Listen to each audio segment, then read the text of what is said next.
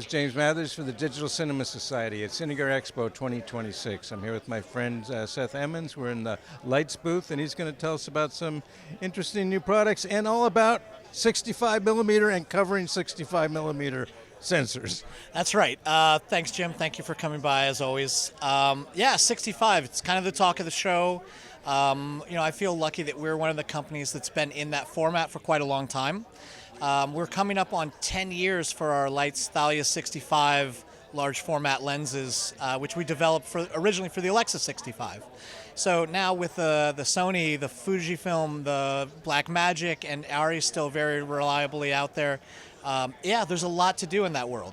So there was only a few of those Arri 65 cameras, and now there's every model of 65 sensor. Yeah, all different formats, all different sizes, different circles to coverage for the image circle.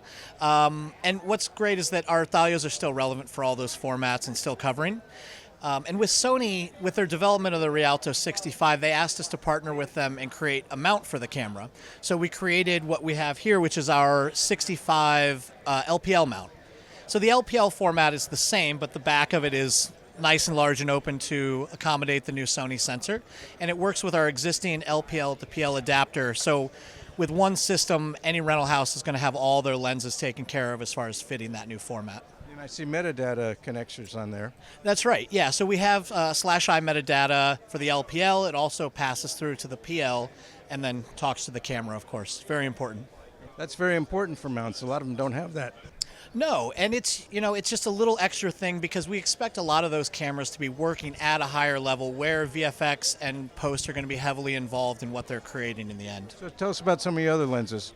So one of the other things that we have that we released less than a year ago is our HEKTOR lenses for mirrorless cameras. So I have here a HEKTOR prime lens. So very compact. It has a Sony E-mount on it now, but with 5 screws you can change it to 5 different mirrorless mounts. So we worked with Canon, we have the RF mount. We worked with Nikon and have the Z mount. We have the L mount, which of course was developed by Leica but is used by Panasonic and Blackmagic. And recently we introduced a G mount for Fujifilm, so you can use it with the GFX 100 or the Eterna camera. Sounds great. And you have lots of other lenses over there. Tell us about some of the others. We do. We have now 8 sets of prime lenses and a set of zooms. They span formats from Super 35 up to full frame. Our classic SUMMILUX and SUMMICRONs are what we got started with. But our more recent ones like the HUGO and the ELSIE lenses are what we're seeing people using right now a little bit more on full frame.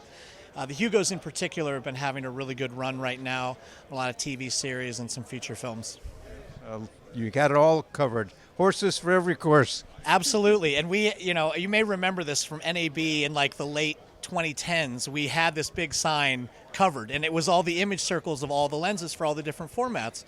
And we've only just continued to offer different looks at different formats. Our philosophy is just because we have something already in that format, the next one in that format, it's going to be a different look. HUGO and ELSIE are both full frame, but they have very different looks for very different productions. Thank you so much, Seth. Thank you. My pleasure.